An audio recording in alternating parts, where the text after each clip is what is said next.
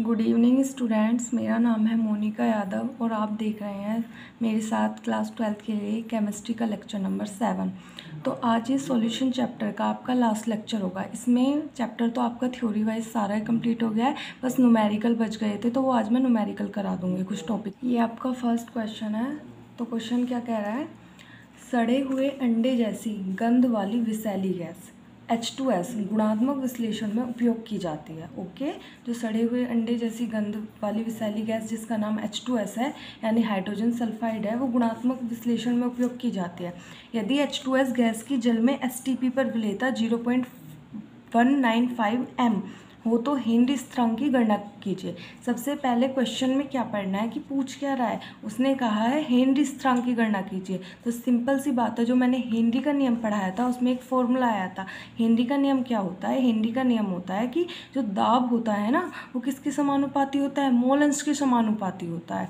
तो दाब जो है वो मोल अंश के समानुपाती है। समानुपाती का निशान हटेगा और क्या आ जाएगा, एक नियतांक आ जाएगा। जो नियतांक आता है आप उसी नियतांक को बोलते हो हेनरी नियतांक। तो ये इसी की गणना करवा रहा है। तो मैंने यहाँ पे पहले फॉर्मूला लिख दिया, तो समझ में आ गया फाइंड क्या करना है। अब नेक्स्ट चीज़ है, हमें ये समझ में आना चाहिए कि हमें गिवन क्या क्या है। तो इसमें सिर्फ सिंपल सी बात है, एक ही चीज़ गिवन है। देखो बच्चा, ये जो लिखा है ना सड़े हुए अंडे जैसे गंध, इस लाइन का कोई मीनिंग नहीं है, मीनिंगलेस है, इसका आपका कोई काम नहीं है।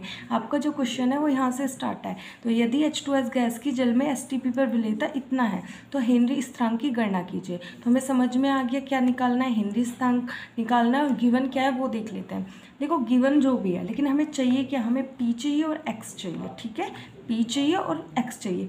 P की वैल्यू मैं आपको बता दूंगी STP पर कितनी होगी, ठीक है ना, आपको लर्न कर लेनी है। ओके, तो अब देख लेते हैं ये क्या दिया हुआ है।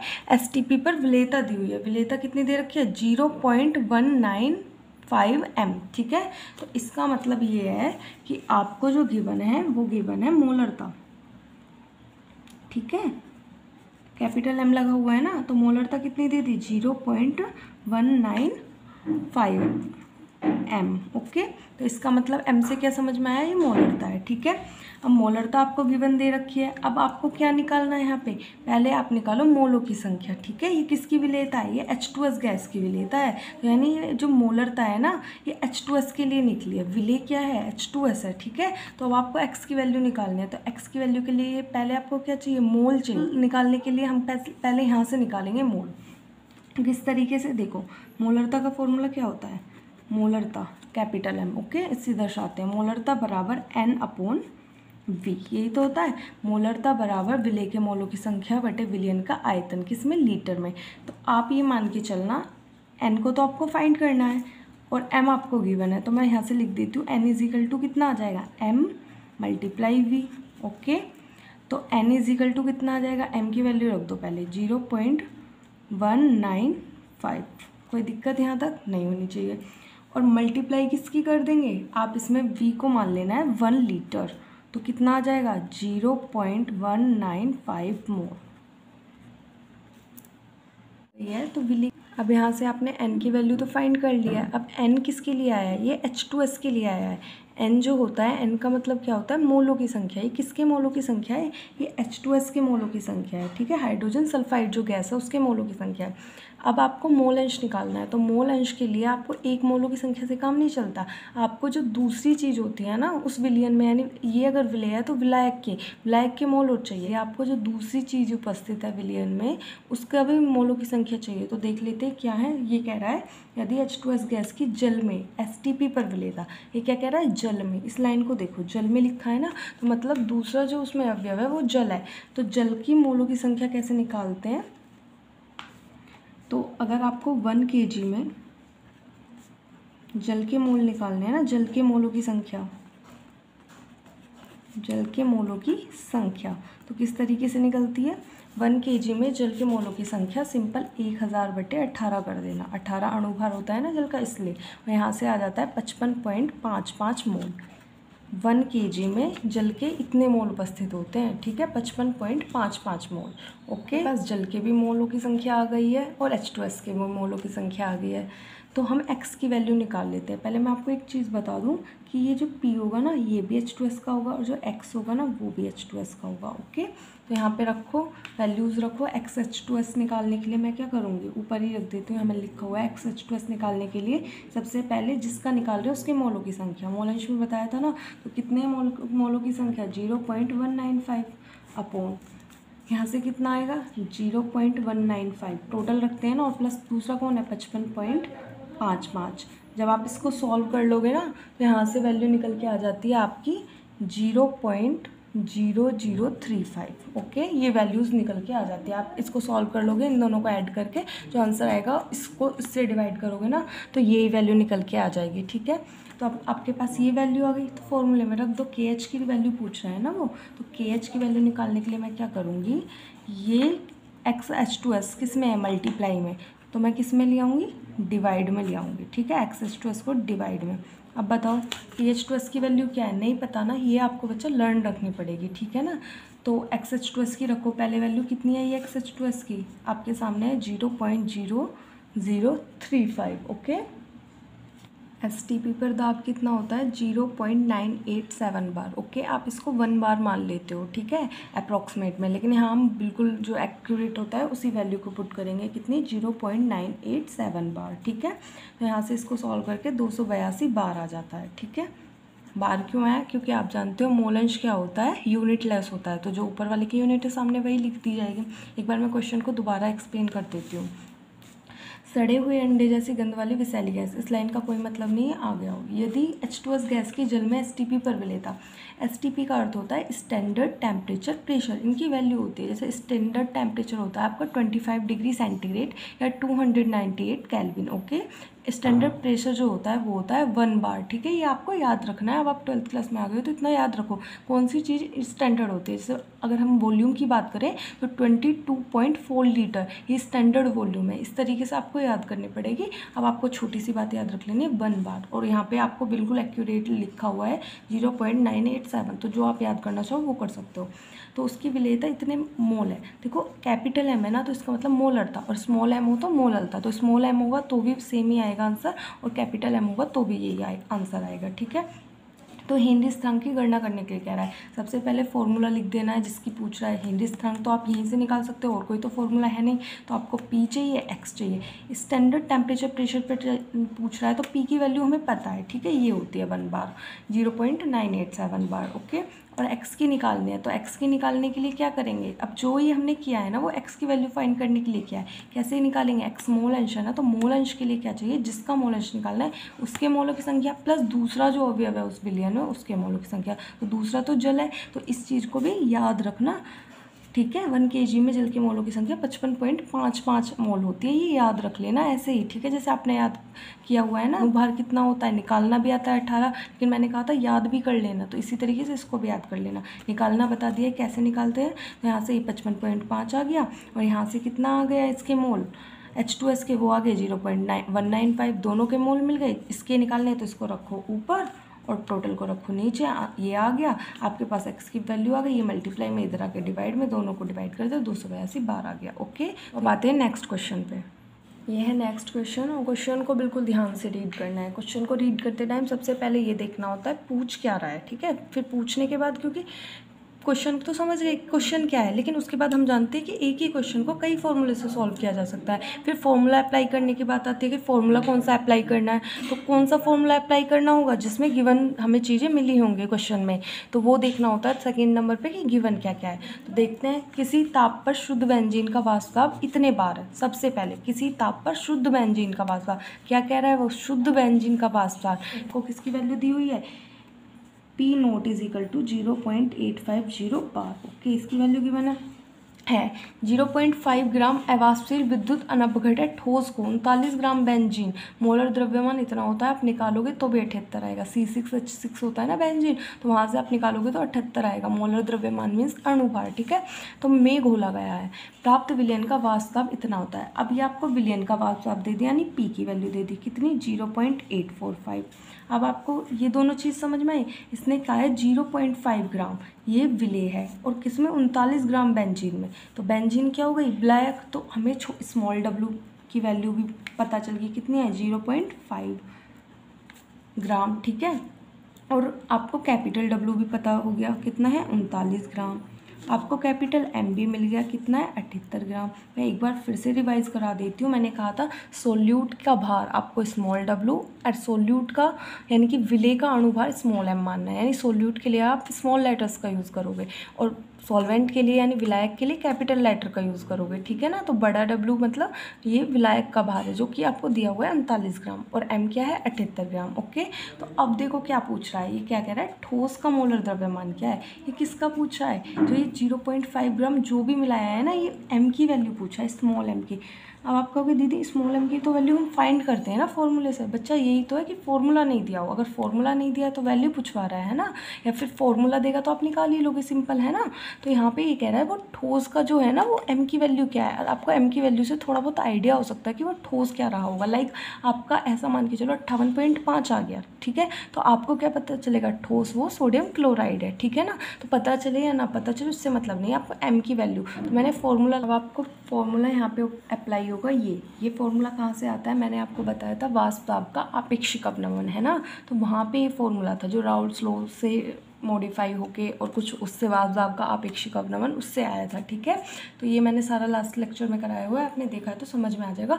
मैंने कहा था जो फॉर्मूले मैं कर रहा हूँ उनको लर्न करना है, क्योंकि बुक में आपको ऐसे मिलेगा W1 M2 M1, है ना। तो वो चीज़ आपको देख लेना, जो सही लगे वो कर लेना, बट ये बेस्ट है।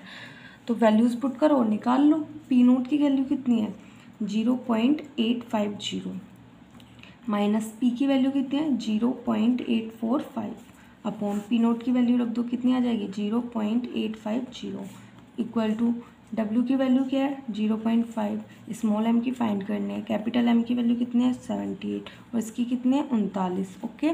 तो अब आपको इसको करना है सॉल्व। तो यहाँ से इससे तो ये 2 टाइम कट जाएगा, ठीक है। 39 दूनी कितने होते हैं 78 होते हैं। अब यहाँ से इसमें से इसको सब्ट्रैक्ट कर लो और डिवाइड कर दो इससे, ठीक है। तो यहाँ से 2 5 जा कितना आ जाएगा 10 आ जाएगा, 2 5 जा 10, तो ये 1.0 यानी 1/m आ जाएगा, ठीक है। इतना आ जाएगा 1/m और इसको सॉल्व कर दो। 10 में से 5 गया 5, यहाँ बचेगा 4 में से 4 गया 0 और 8 में से 8 गया 0, ये आ जाएगा इतना, ठीक है। और अपॉन में 0.850, पॉइंट से पॉइंट कैंसिल। अब इसे 5 से काटो, 5 एकम 5, 3 इधर गए, 5 सत्ते 35, 0। अब बताना एम की वैल्यू कितनी आ गई 170, ठीक है। तो इसको पता है, मैं यूनिट बता देती हूँ। इसके यूनिट होते हैं ग्राम प्रति मोल, यानी 1 मोल में, इसका अर्थ क्या होता है 1 मोल में 170 ग्राम प्रेजेंट है, 1 मोल में 170 ग्राम प्रेजेंट है मतलब उपस्थित है, ओके। तो ये आ गया आपका आंसर। इस तरीके से क्वेश्चन करने हैं। अगर समझ में नहीं आया हो तो दोबारा देख लेना वीडियो, आपको क्लियर हो जाएगा। आपका नेक्स्ट, ये है आपका नेक्स्ट क्वेश्चन। क्या कह रहा है, 45 ग्राम एथिलीन ग्लाइकोल 600 ग्राम जल में मिलाया गया, विलयन के हिमांक अवनमन की गणना करो और हिमांक की भी गणना करो। तो सबसे पहले आप यहाँ से कुछ निकाल सकते हो, वो है हिमांक का अवनमन, ठीक है, क्योंकि हमें हिमांक के अवनमन का फॉर्मूला आता है ना कि हिमांक का, ठीक है। तो हिमांक का अवनमन निकल जाएगा तो हिमांक निकल जाएगा, ठीक है। सबसे पहले देखते हैं गिवन क्या क्या है। तो क्या गिवन है, 45 ग्राम एथिलीन ग्लाइकोल को 600 ग्राम जल में मिलाया गया है, यानी इसको मिलाया गया है इसमें। तो ये क्या है, ये है स्मॉल डब्ल्यू, है ना 45 ग्राम, और कैपिटल डब्ल्यू कितना हो गया 600 ग्राम, ओके। और क्या कह रहा है, विलयन के हिमांक अवनमन की गणना करो। आपसे क्या पूछ रहा है वो, डेल्टा TF, राइट, हो गया। लेकिन एक चीज़ और गिवन है, एथिलीन ग्लाइकोल, तो यहाँ से हम स्मॉल m भी निकाल सकते हैं। तो वो चीज़ तो हमें बाद में देखनी है, पहले फॉर्मूला अप्लाई करो। किसका फॉर्मूला अप्लाई करना है, ऑब्वियसली डेल्टा TF का, ठीक है। तो ये फॉर्मूला कहाँ से आएगा, मैंने आपको पढ़ाया था ना हिमांक का अवनमन टॉपिक, तो हिमांक के अवनमन से ये आएगा ये वाला फॉर्मूला। तो ये फॉर्मूला होता है किसका, हिमांक के अवनमन का। हिमांक में अवनमन क्या होता है, मैंने बताया था, हिमांक में जो अवनमन होता है वो मोललता के समानुपाती होता है। इवन हिमांक में अवनमन ही नहीं, गुणांक का उन्नयन वो भी मोललता के समानुपाती होता है, ठीक है। तो वहाँ से हम आप फॉर्मूला अप्लाई कर देते हो तो वैल्यूज़ आ जाती है। अब आपकी मर्जी है, आप एम का फॉर्मूला अप्लाई करके वैल्यूज़ रख दो, या फिर आपकी दूसरी मर्जी है, आप मोललता अलग से फाइंड करके यहाँ पर वैल्यूज़ रख दो, ठीक है। तो आप कैसे भी कर सकते हो, तो मैं तो डायरेक्ट करूँगी, ठीक है। तो डेल्टा TF निकालना है ना, तो KF इज इक्वल टू, मोललता का फॉर्मूला बताओ क्या होता है मोललता का formula, W/M multiply 1000 upon capital W, यही होता है ना। रख दो, KF की वैल्यू कितनी है अब क्वेश्चन में आपको क्या है, के एफ़ की वैल्यू गिवन नहीं है, ठीक है। तो क्वेश्चन में के एफ़ की वैल्यू गिवन हो या ना हो यहाँ पर, ठीक है। आपको एग्जाम में क्या होगा, के एफ़ की वैल्यू गिवन होगी तो वो तभी आपसे फाइंड कराएगा, ठीक है। तो ये आपको लर्न नहीं रखनी है, आपको कुछ लर्न नहीं करना, जो लर्न करना होगा वो मैं बता दूँगी। यहाँ से आपको क्या करना है, के एफ़ की वैल्यू क्वेश्चन में गिवन होगी। तो कितनी होता है के एफ़ की वैल्यू, के एफ़ की वैल्यू होती है आपके यहाँ पे 1.86। इसकी यूनिट होती है, वो होती है केल्विन किलोग्राम पर मोल, ओके। तो आप इसको क्या बोल सकते हो, kelvin kilogram mole inverse, okay. तो ये वैल्यू होती है, तो यहाँ पे पुट कर दो 1.86 मल्टीप्लाई स्मॉल डब्ल्यू की वैल्यू कितनी है 45 मल्टीप्लाई 1000, स्मॉल एम की वैल्यू अभी नहीं निकाली है, कैपिटल डब्ल्यू कितना है 600 ग्राम है, ठीक है। और स्मॉल एम कितना है आपका, इथाइलिन ग्लाइकोल है ना। तो इथाइलिन ग्लाइकोल के जब आप मोल निकाल लेते हो, मैंने एक लास्ट लेक्चर में जो न्यूमेरिकल कराए थे मोलर था तो वहाँ भी निकलवाया था, आप फिर से निकाल लेना। ये कितना आता है आपका 62 आता है, ओके। तो इसको अब आप सॉल्व कर लो, कैसे करोगे, पॉइंट हटा दो सबसे पहले। तो कितनी जीरो आएंगी, 2 पॉइंट के बाद जितनी डिजिट होती है उतनी जीरो लगा दो। तो 2 जीरो से 2 जीरो काटो, 1 जीरो से इस जीरो को काट दो, ओके।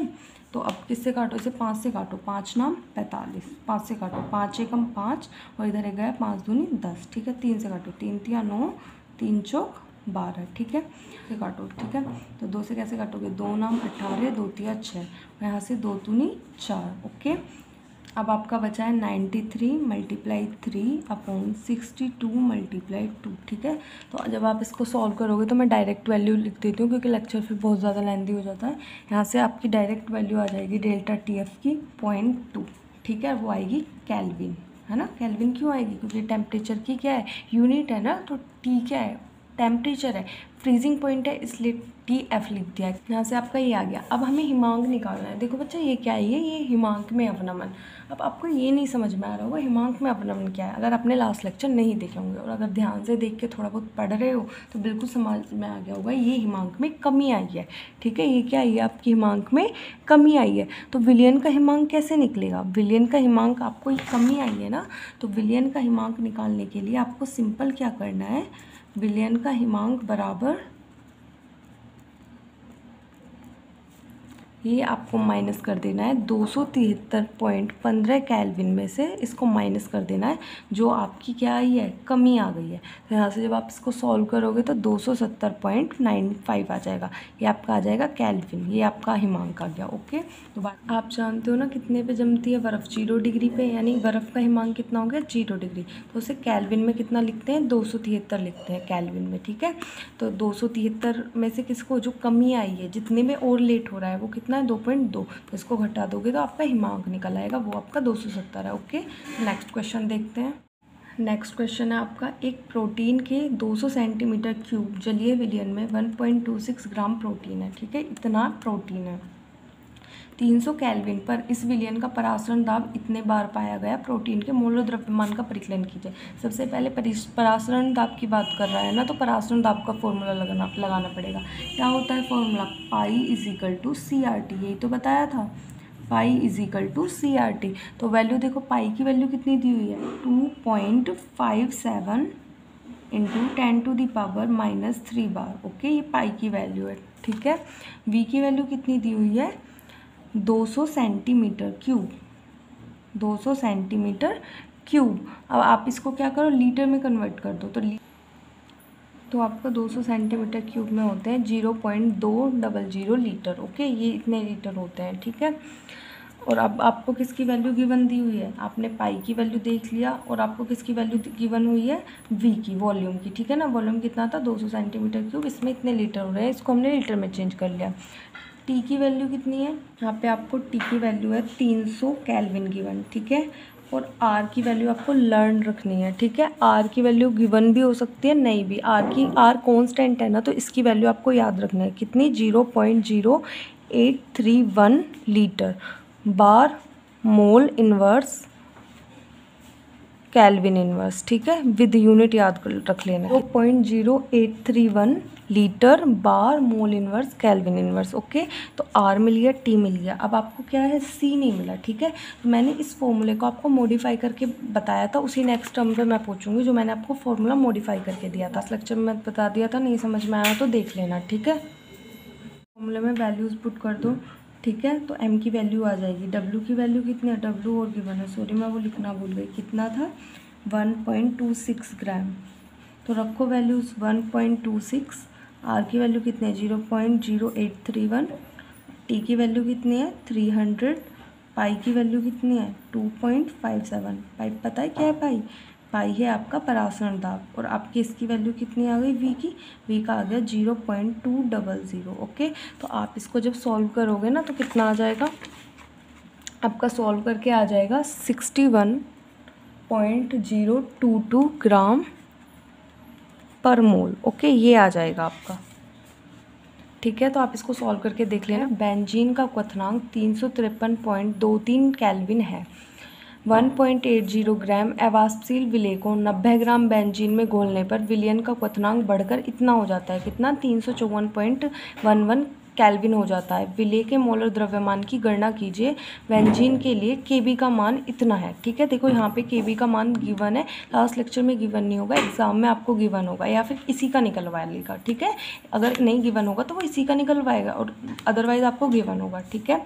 तो बेंजीन का क्वथनांक इतने केल्विन था और 1.80 ग्राम अवाष्पशील विलेय को 90 ग्राम बेंजीन में घोलने पर, यानी 1.80 ग्राम क्या है आपका स्मॉल w की वैल्यू कितनी है 1.80 ग्राम, और कैपिटल W कितना है 90 ग्राम, राइट।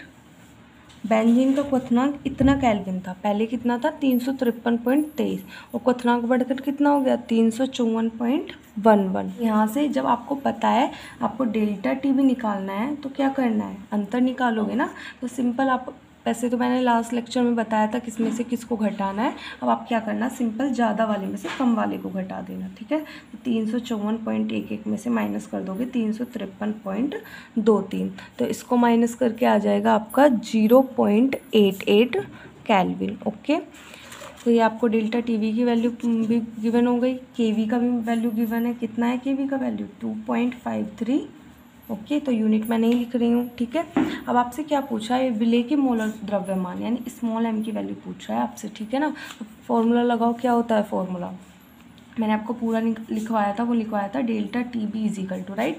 तो जिसकी वैल्यू निकालनी है उसको इधर ले आएंगे, तो वो मैं सेकेंड टर्म में करूँगी। अब यहाँ पे देख लो आप, क्या होता है के बी मल्टीप्लाई क्या होता है W, मोललता के समानुपाती होता है ना, तो मोललता के लिए W upon M 1000 upon capital W। तो मुझे वैल्यू किसकी चाहिए, M की चाहिए, तो M को इधर लेके जाऊंगी, ठीक है। अब मैं डेल्टा टी बी को यहाँ ले गई, ऐसा आप समझ लो दिमाग में, ठीक है। यहाँ पे ले आए, अब मैं डायरेक्ट वैल्यूज़ पुट करूँगी। के बी की रख दो 2.53, स्मॉल w की कितनी है 1.80, 1000। ओके, नीचे कितना है m नहीं आएगा, m को उधर ले गए, डेल्टा टी बी कितना आ गया 0.88, और कैपिटल W कितना है 90।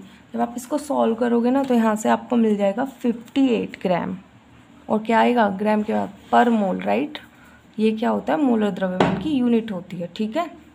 तो आज के लिए बच्चा इतना ही, फिर हम नेक्स्ट लेक्चर में आपका नया चैप्टर स्टार्ट करते हैं। जितना आपको करा दिया गया है उतना कर लीजिए, ठीक है। ये अपने आप में सफिशिएंट है, लेकिन हाँ क्वेश्चंस थ्योरी तो आपकी कंप्लीट है, यानी कि बुक में जितना एग्ज़ाम में आता है ना, मैंने उससे भी ज़्यादा ही करा दिया है, सब कुछ खोल के बताया है, ठीक है। लेकिन आपको क्या करना है, जितना करा दिया उतना कर लीजिए। न्यूमेरिकल अभी जितने प्रैक्टिस के लिए करा दिए इन्हें तो ज़रूर कर लेना, और अपना आपके पास जो भी कोई बुक है वहाँ से कर लेना। अगर कोई न्यूमेरिकल समझ में नहीं आ रहा सेक्शन में लिख देना, मैं बता दूँगी। तो आज के लिए इतना ही, और हाँ अगर आपको दिखाई ना देता हो तो आप अपनी क्वालिटी फ़ोन की बढ़ा लेना, ठीक है। Okay, thank you.